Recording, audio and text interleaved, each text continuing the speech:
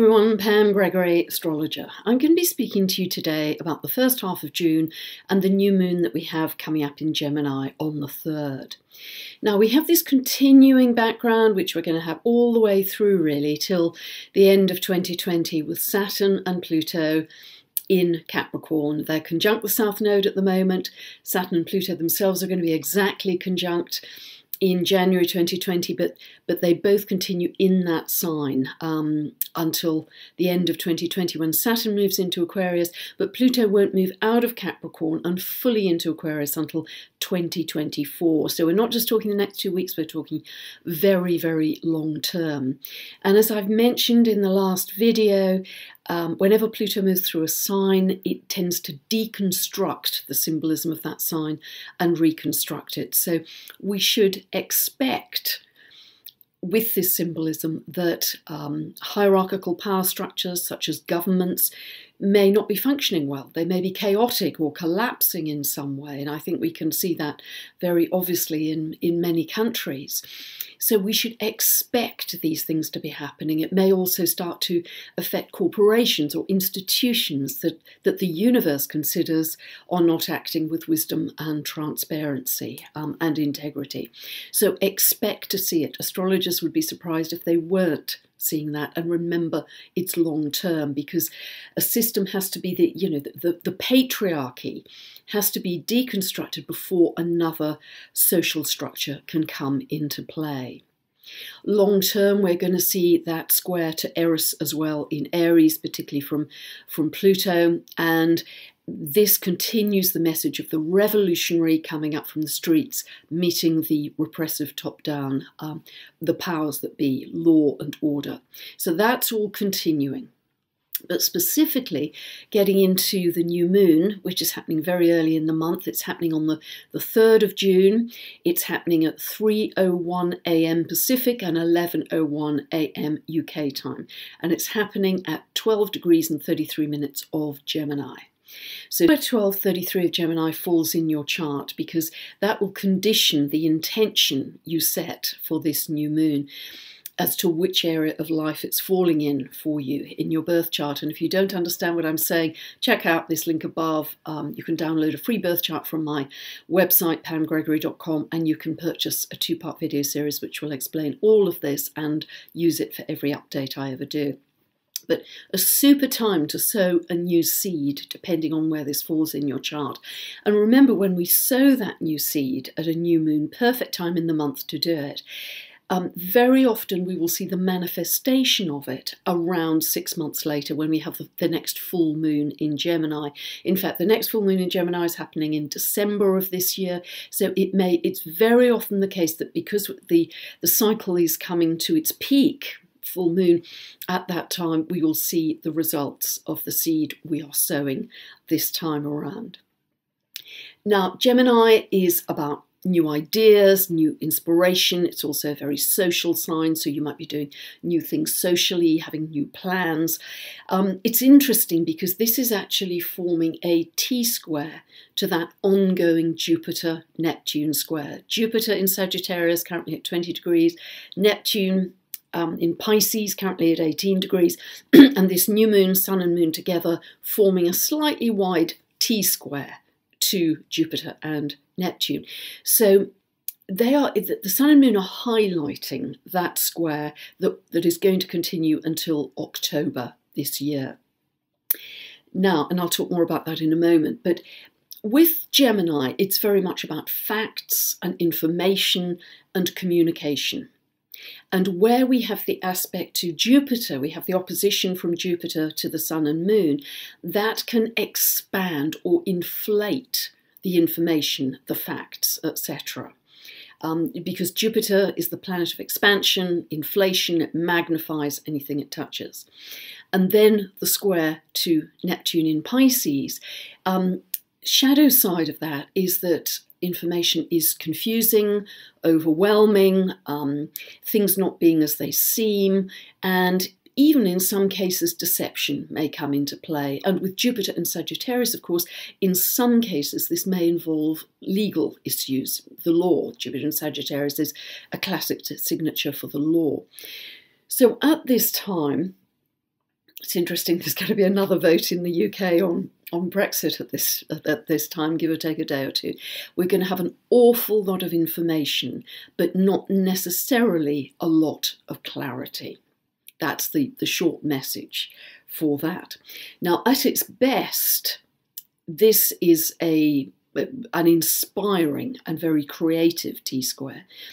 It promotes your imagination, your creativity, your inspiration. It's very spiritual in its orientation at its best. It's your connection to source, your connection to the divine, a feeling of oneness with all things. So it's really beautiful in that sense. And Mercury is also opposing Jupiter at this new moon. Very good for writing, very good for speaking. But the Jupiter-Neptune square does have this wonderful quality of thinking bigger than you've ever thought before, big horizons, bigger possibilities for self and others. So it can be it's like a big hot air balloon, if you like, and at its best it can fill you with joy and optimism. Remember to keep grounded at this time. Keep your bare feet on the earth as often as you can. Earthing, grounding, it's known by both those terms, but you suck up very healing ions from the earth, but it also helps you to stay solidly centered and grounded in an emotional sense too. Because we mustn't just be completely carried away with our big bubble of joy and optimism. But it can bring that about, because it's interesting. In this T-square, the three signs involved, Gemini, Sagittarius and Pisces, are all mutable signs, mutable, chameleon-like. They are unbounded. They have a divergent energy. So it is very easy for things not to be contained, but also for things to multiply. As I say, we get this overwhelm effect as well. Now, something else that's very important to take into consideration from a very scientific point of view is that we know very big changes are happening with the Earth, very rapid changes. Astrologers predicted this very clearly with Uranus moving into Taurus, where it will stay for the next 7 years. But we know that the Earth is losing its magnetic shield, its shield of protection, if you like, that it's had as far as we know historically, because our whole solar system, not just the Earth, but the whole solar system, is spinning into this new area of space. We know that the magnetic North Pole is moving very rapidly. We know that we are having more geomagnetic storms. We're having more coronal mass ejections. We also know, and all of these things are measurable. Just go online and you can easily find them. NASA tracks quite a lot of these things. We know that the Schumann resonance, which I've mentioned before, this heartbeat of the Earth, is peaking at 20 times what it has done. And this may be down to more cosmic and galactic energies being able to access the Earth's plane, the Earth's environment. Now, that in turn may partly be accelerating the shift in consciousness that many people are feeling right now, because these very high vibration energies are coming in. And these high vibration energies, for me, astrologically, are very linked to this Jupiter-Neptune square. Jupiter-Neptune, the ethereal, the divine, the spiritual, Jupiter expanding that. So we're getting a lot of new electromagnetic energies into our Earth. Now, something that's very, very interesting for us as well is, and I have to thank the geobiologist Rory Duff for this, roryduff.com. He is, amongst many other things, a master dowser, and he is able to identify these energy lines. In fact, I've even done it, went on a course with him and learnt to do it very quickly, so it's a very easy thing for any of us to do, to find in a very basic way the energy lines in the Earth. But he has gone way beyond that in his understanding. And what he's finding is that all of the energy lines in the Earth are strengthening. They're getting more powerful. And the effect it's tending to have is to amplify or magnify whatever emotion we're feeling.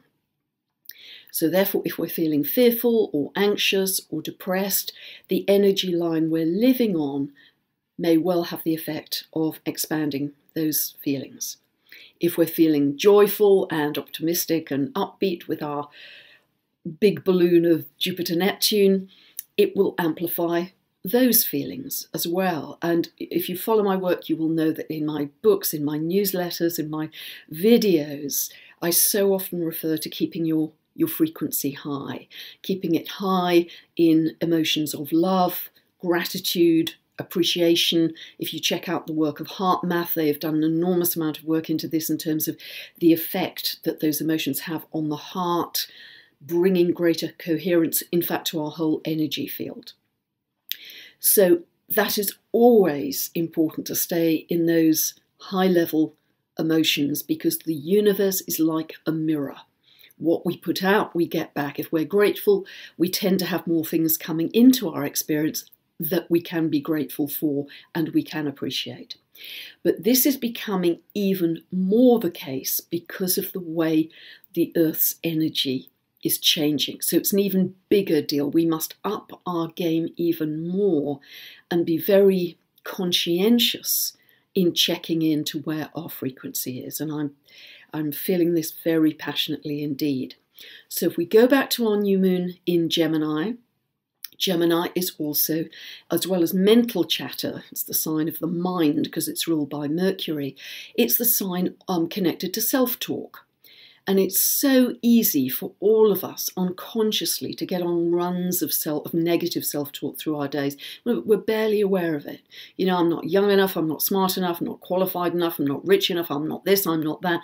It's so easy. So again, use that trick of sticking post-it notes on your fridge, bathroom mirror, cupboards to check in with where your thinking's at and correct it. Correct it, go back to thinking at a higher level, and even just watching the birds, be grateful for that. Be grateful for clean water, be grateful for fresh air, be grateful that you have arms and legs, be grateful for the simplest things. Now, what is very interesting about Gemini as well is I always think of it as the sign of choice, because Gemini is a mutable air sign. It loves variety. It's quite magpie-like. Loves to do lots of different things. Gets bored very quickly. So I want to do a bit of this, bit of that, bit of that. It can make Gemini energy can be a little bit indecisive at times because there's so much choice. Again, this divergent focus that the mutable signs have. However, we can turn this to our advantage by becoming very conscious that we have a choice in every moment. We have a choice in terms of our thinking, we have a choice in terms of our frequency, but when things happen through the day, which they do for all of us, Gemini energy, ruled by Mercury, think of Puck in Shakespeare, it's very quick to react, very speedy sign, so we tend to just respond, react very quickly without necessarily considering the choices we have. So again, I'd suggest that particularly at this new moon, you kind of step back and be aware of the choices you make in your reactions. Even if it's something really, really challenging, you've lost your job, really challenging. And do we choose to say, oh, well, this always happens to me, I'm a loser? Or do we choose to say, actually, I know that wasn't right for me, and it's given me the chance to, it gave me a kick in the pants to go and find the right thing for me. Be aware of conscious choice, because in doing this, we are consciously co-creating. And my last book, as many of you know, How to Co-Create Using the Secret Language of the Universe, goes into quite some detail on how to do that and why it's so important that we become much more aware and much more conscious of how we're moving through our days, and in this case, with the new moon, with choice. So the thing that will help us at this time, at this new moon, is that that wonderful Pallas Athena, the goddess of wisdom and strategy at 10 degrees of Libra, is quite tightly trine the sun and moon. And Pallas Athena always gives us the bigger picture, the bigger context, the bigger pattern, and can guide us to wiser choices. So with this T-square, with Jupiter and Neptune, think very much about meaning in your life. Do you have enough meaning? Are you really making a difference in the world with your life? Think about Neptune. Do you have enough spirituality in your life, or is that kind of drowned out by the day-to-day routine? Think about your values. Uranus will be in Taurus for the next 7 years. That will change all of our values, I suggest. Start to think about those now and the choices you have about what's important in your life. So really quite big things to think about at this new moon.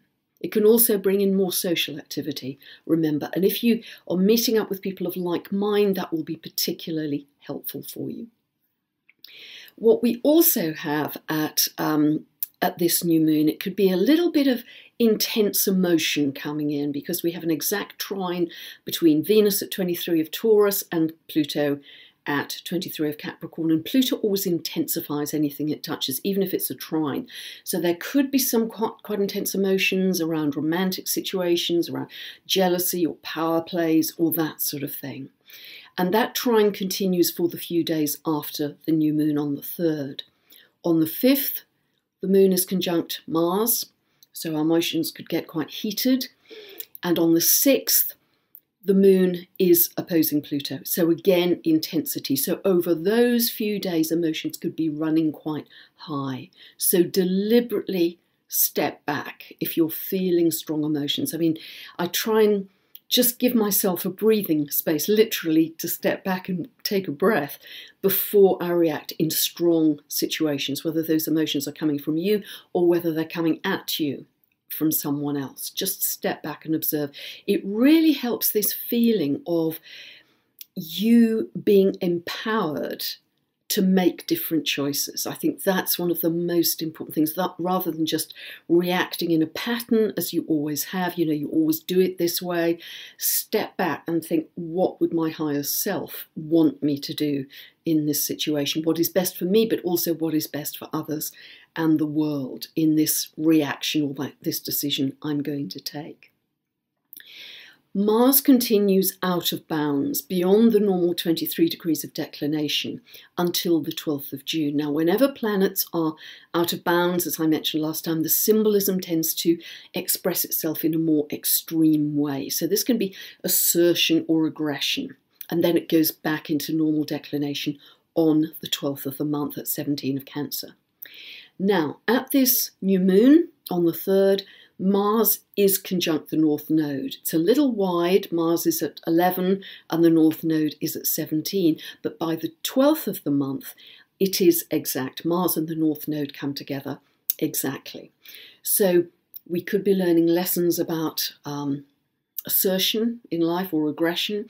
But what it may also bring about, particularly with the backdrop of Saturn in Capricorn. Saturn in Capricorn is about walls, borders, boundaries, divisions, separations, territories.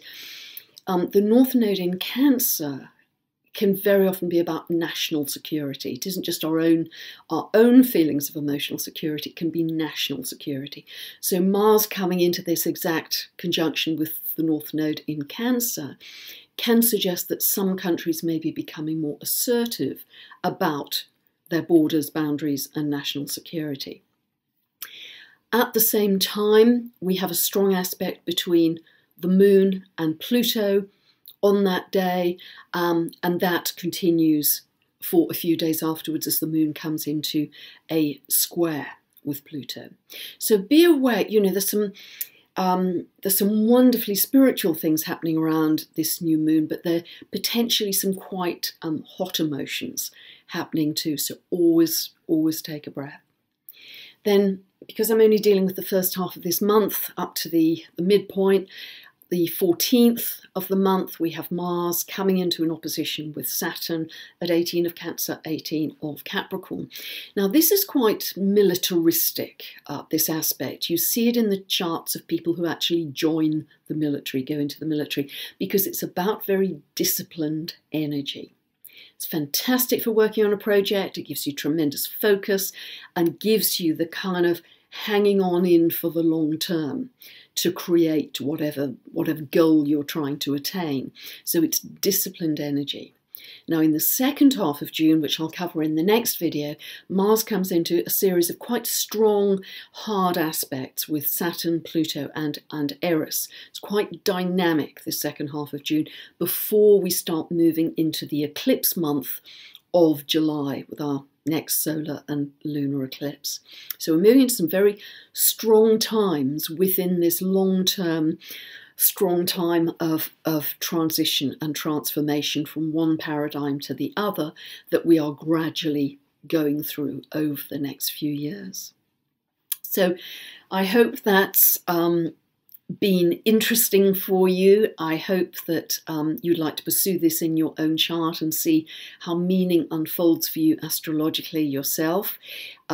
Tutorial videos you can check out on my website, my books you can check out there. If you'd like to subscribe to my monthly newsletter, which is getting longer by the moment, you can subscribe to any page on my website too. But in the meantime, thank you for listening and have a wonderful new moon in Gemini on the 3rd. Bye for now.